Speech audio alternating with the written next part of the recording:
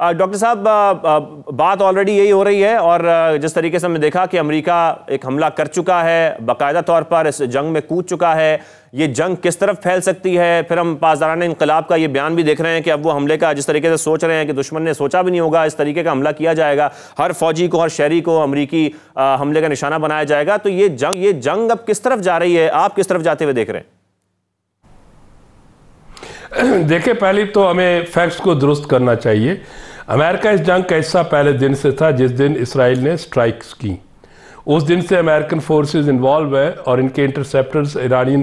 جو میزائل وہ داغ رہے ہیں اسرائیل پہ، ان کو انٹرسیپٹ کر رہے تھے۔ آپ کہہ سکتے ہیں اس وقت تک وہ ڈیفنس کر رہے تھے اسرائیل کا، اب انہوں نے اوفینس کرنا شروع ہو گئے، کیونکہ جہاں ان کو معلوم ہوا کہ اسرائیل اس قابل نہیں ہے کہ وہ ایران کے یہ تینوں آبجیکٹیو اچیو کر سکے، کہ ان کی نیوکلیئر فیسلٹیز تباہ کر سکے، ان کا رجیم چینج کر سکے اور اس کو انکنڈیشنل سرنڈر کی طرف لے جا سکے۔ اب امریکہ اس میں کود پڑا ہے، مگر امریکہ نے بھی جو فیسلٹیز پہ سٹرائکس کی ہیں، ان سٹرائکس سے ہمیں یہ نظر تو ضرور آ رہا ہے کہ کچھ 3 فیسلٹیز کو ڈیمیج ہوئی ہیں، مگر وہ بھی ایک کنکریٹ ڈیمیج نظر آ رہی ہے کہ ایرانیز کہہ رہے ہیں انہوں نے اپنا جو یورینیم تھا یا جو بھی ان کا انفراسٹرکچر یا جو سینسٹیو چیزیں تھیں وہ پہلے وہاں سے انہوں نے موو کر لیا تھا۔ رہ گی بات دوسری طرف کہ ایرانی رجیم کو سٹرنتھ مل رہی ہے، ودن دی ایک نیشنلزم جاگ رہا ہے، کیونکہ اب میں دیکھ رہا ہوں کہ ایران کے اندر جو اپوزنگ یا لبرلسٹ فورسز سو کال تھی وہ بھی ان کو سپورٹ کر رہے ہیں۔ اسی طرح تیسری چیز ہے کہ ایرانیز کا ریزالو انڈیکیٹ کر رہا ہے کہ وہ سرنڈر نہیں کریں گے۔ ایک بڑا انٹرسٹنگ پوائنٹ ہے کہ اس میں کیا کبھی ایئر فورس سے کبھی کسی گورنمنٹ کو چینج کیا گیا؟ یہاں میزر سٹرائک سے آپ پنش کر سکتے ہیں، ایران کو وہ ڈیمیج کر سکتے ہیں، وہاں باقی کوئی چینج نہیں آئے گی، تو ہدف جو ان کا ہے وہ اچیو نہیں ہوگا۔ دوسرا آپ نے کہا کہ جنگ کس طرف پھیلتی جا رہی ہے، میرا خیال ہے کہ ایرانینز بڑے انٹیلیجنٹ ہیں، وہ سٹرائک کا فوکس جو ویزیبل سٹرائک کا ہے وہ اسرائیل پہ رکھیں گے، اور باقی جو ان کے الائز ہیں ان کو بھی ہٹ نہیں کریں گے، کیونکہ ان کو کئی فرنٹ کھولنے کی ضرورت نہیں ہے۔ مگر امریکنز بھی جو ان کے ریچ میں ٹارگٹس ہیں، سینٹرل کمانڈ ہے، ان کے 3 ایئرکرافٹ کیریئرز ہیں، یا باقی جو ان کے ایسٹس ہیں یا بیسز ہیں، مجھے نہیں لگتا کہ ایرانیز ان کو ہٹ کریں گے، تاکہ امریکنز کو وہ بالکل یہ وجوہات یا آپ ایک ایگزامپل وہ کیا کہتے ہیں نہیں دیں گے کوئی اس طرح کا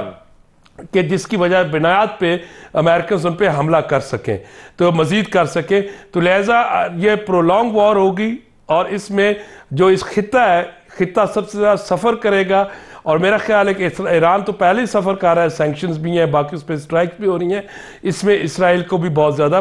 پرائز پے کرنی پڑے گی۔ ظفر صاحب، جس طریقے سے ہم دیکھ رہے ہیں کہ چین اور رشیا سفارتی طور پر تو ایران کی حمایت کر رہا ہے، لیکن کوئی فوجی مدد بھی ان کی جانب سے کی جا سکتی ہے؟ ایسا کچھ ہو سکتا ہے؟ دیکھیں، ہمیں دیکھنا چاہیے کہ چائنا کا ایران کے ساتھ ایک اکنامک پیکٹ ہے، $400 بلین کا اسٹریٹجک پارٹنرشپ ہے، مگر اس میں کہیں بھی ملٹری ڈائمینشن نظر نہیں آتی۔ پولیٹیکل، مورل وہ سپورٹ کرے گا، مگر اگر ہم یہ ایکسپیکٹ کریں کہ چائنا کی پالیسی میں کہیں بھی یہ نہیں ہے، اور چائنا کو یہ کانفلکٹ سوٹ بھی کرتا ہے کہ اب امریکنز کے جو ملٹری ایسٹس ہیں وہ یہاں پہ آ چکے ہیں اور یہیں پہ باغنڈ رہیں گے اسرائیل کی پروٹیکشن میں، اور ساؤتھ ایسٹ ایشیا میں جو چائنا کو چیلنج تھا امریکہ کا، یا ایشیا انڈو پیسفک جو اسٹریٹجی ہے اس پہ امریکہ جو ہے فوکس نہیں کر سکے گا۔ لہٰذا چائنا ڈائریکٹلی تو نہیں، انڈائریکٹلی کس حد تک، مگر وہ بھی ملٹرلی ابھی ڈیبیٹیبل ہے۔ دوسرا رہ گیا رشیا کے ساتھ یس ایران کا ایک اسٹریٹجک پارٹنرشپ ہے، اور اس میں رشیا کو ایران نے ملٹرلی سپورٹ بھی کیا ہے، ڈرونز دیے ہیں۔ اب رشیا سے ایکسپیکٹ کرے گا ایران کہ وہ اس کو سپورٹ کرے، مگر ایک چیز یہاں پہ نہیں بھولنی چاہیے کہ رشیا کے اوپر 2 چیلنجز ہیں۔ ایک رشیا کا ایک جو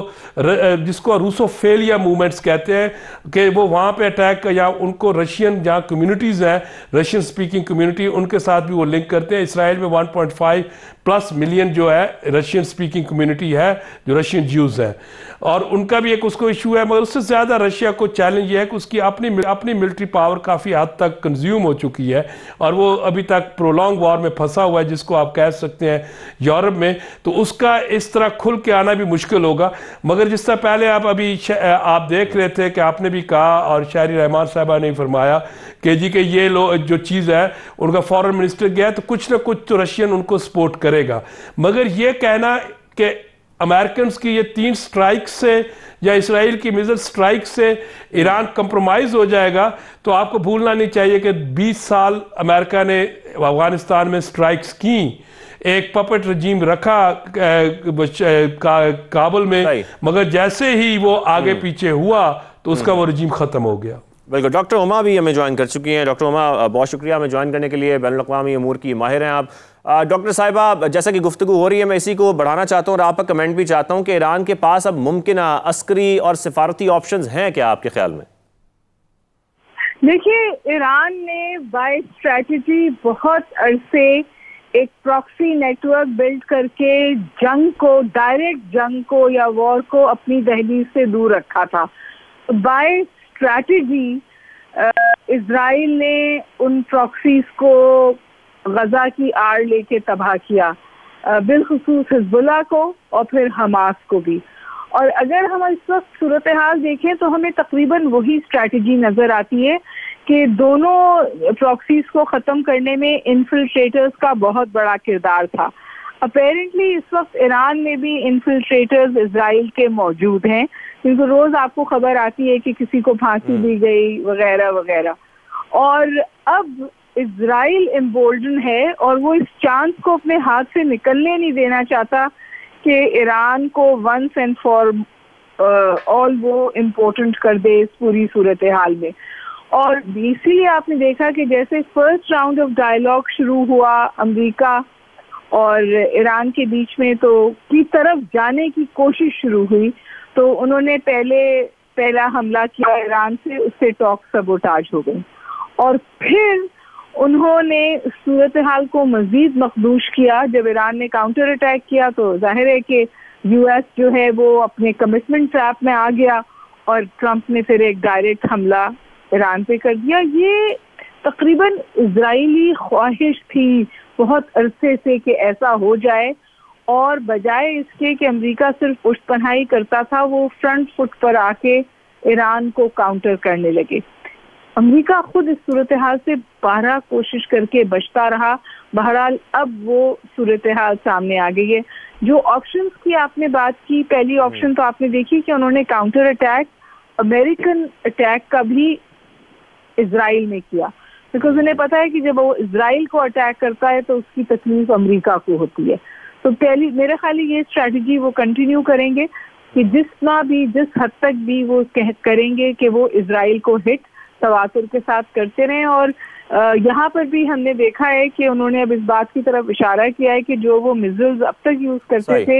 اس سے زیادہ پوٹنٹ میزائلز ان کے پاس ہیں، اور پھر میرے خیال ہے as a last resort Iran جو ہے وہ جنگ کو سی لینز پہ لے جا سکتا ہے۔ ٹھیک ہے ٹھیک ہے۔ اب ڈاکٹر ظفر، اگر ہم ٹرمپ کی بات کریں، وہ کیا سوچ رہے تھے، اور اگر وہ یہ بات کر رہے تھے کہ اسرائیل یہ جنگ جیت رہا ہے تو پھر ان کو اس طریقے سے حملہ کرنے کی آپ کے خیال میں ضرورت تھی، اور پھر وہ کیا کھیلنا چاہ رہے ہیں، کس قسم کا کھیل کھیلنا چاہ رہے ہیں؟ آپ کو لگتا ہے کہ وہ کوئی ایسا جوا کھیلنا چاہ رہے ہیں کہ یہاں پر اگر ان کو کامیابی مل گئی اور ایران نے اس کے بعد امریکہ پہ کوئی حملہ نہ کیا تو ان کی پوزیشن اس سے بہتر ہو سکتی ہے، اور ایک بڑے لیڈر کے طور پہ وہ سامنے آ سکتے ہیں، ڈپلومیسی کروا سکتے ہیں، اور پھر وہ اپنی اس میں تعریف بھی کر سکتے ہیں؟ اور دوسری جانب اگر ایسا نہیں ہوا اور ایران نے حملہ کر دیا امریکہ پر تو پھر وہ پھنس بھی سکتے ہیں، کیونکہ ان کی ہم دیکھ رہے ہیں کہ جو کانگریس مین ہیں وہ بھی اس کو ان کانسٹیٹیوشنل ایکٹ قرار دے رہے ہیں ٹرمپ کی اس حملے کو۔